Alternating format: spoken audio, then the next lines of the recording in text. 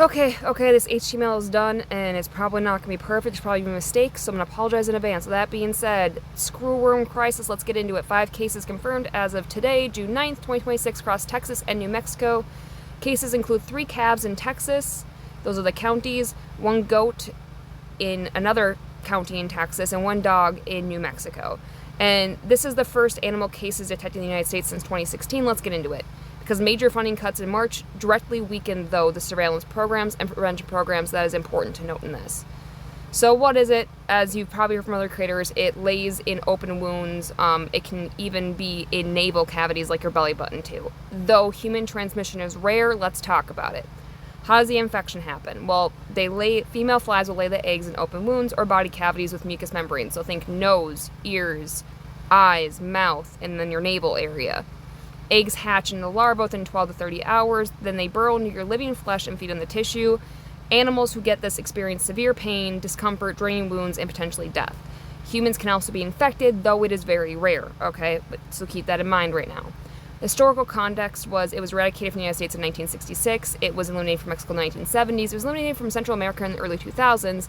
But then in 2023 began reappearing in Panama, spreading northward towards Central America and reaching Mexico by 2024. From what I can find, if any of this is inaccurate, you feel, and you have different sources, let me know, because I am working with a browser outside of the U.S. right now, because the U.S. is heavily censoring this.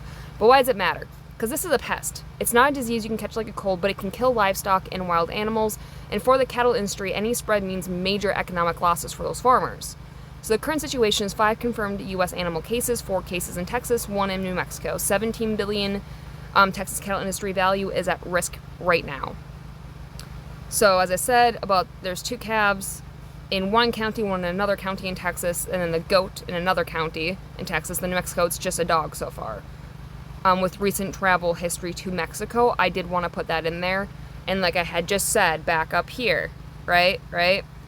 Reaching Mexico again in 2024. So this was an out-of-country case that came back to our country. And I know it's not that good either. But that being said, confirmed cases by day, if you just want to glance over these really quick.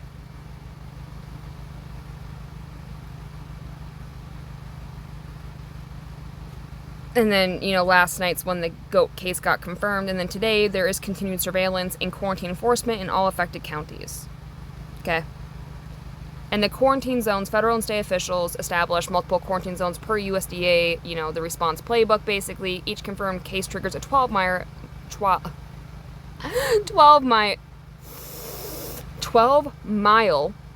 infested zone with quarantine protocols, movement controls, and heightened surveillance. And so that's the Texas quarantine, and then there's the New Mexico quarantine zones. The spread concern, though, geographic-wise, the parasite has spread from the original South Texas cluster to Central Texas, a distance of approximately 162 miles from what I can map. And the New Mexico case represents the first cross-state detection, expanding the geographic footprint to over 400 miles from the initial site. So how did the funding cuts contribute to this? I'm glad no one asked me, but I'm going to say it because I've been seeing a lot of comments on other creators who are making videos about this, so we're going to get into it. Because in March 2025, the Trump administration cut funding for international animal disease prevention programs through USAID. This included screwworm monitoring and containment programs in Central America. What was cut? $250 million in FAO Global Health Security funding. Okay, program funding right there. Programs for monitoring and containing screwworm in Central America was cut. The avian flu monitoring programs were cut. African swine fever prevention programs were cut. 180 outbreak investigations and responses in 22 countries, and support for 160 laboratories and testing and workforce development were cut. Okay? And the timing is critical. Okay, in March 2025, funding cuts. November 2024, Mexico had reported its first case even before then. February 2025, live cattle import ban was lifted by Trump. Can you see how this is a mean issue? 2026, June, right now, first U.S. case confirmed. Yeah. And the USDA and then the Animal and Plant Health Inspection Services experienced staffing reductions in early 2025. Reports indicate that they lost roughly a quarter of its workforce during DOGE reorganization, which meant fewer specialists to monitor research and will respond to emerging pest threats like this. And I screwed up this part. I'm so sorry. For some reason, when it comes to doing these, I can't code it to save my life. I don't know why. I'm trying, you guys. Anyway, so this is kind of like the date. and the event was Mexico. So November 2024, Mexico reported this first screw-room case. Context: Biden administration placed ban on cattle imports from Mexico. Because of that, that was our response to that. December 2024, emergency funding was approved. $165 million in emergency funds from Comedy Credit Corporation. In February 2025, import ban was lifted. The Trump administration lifts cattle import restrictions. Pre-clearance protocols begin.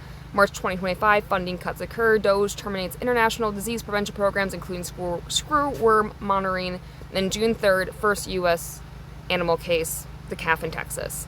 So the accountability question here is funding for early detection in Central America was cut in March 2025. So a little over a year later, the parasite had reached Texas. Did the funding cuts weaken surveillance that could have detected earlier breakthrough cases? Officials are disagreeing on this right now. I think it is a contributing factor between the ban lift, right, and the cuts.